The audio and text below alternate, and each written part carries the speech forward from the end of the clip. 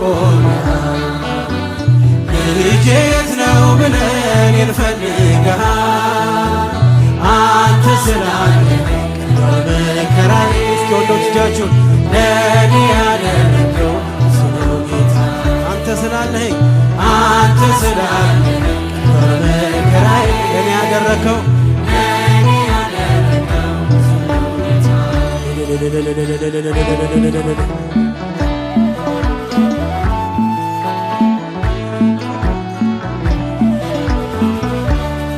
ባገኘኝ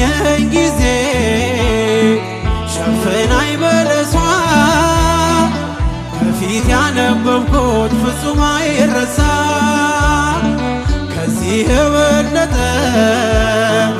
ታያለህ ምትለኝ ዓይንህ ይናገራል እንደማ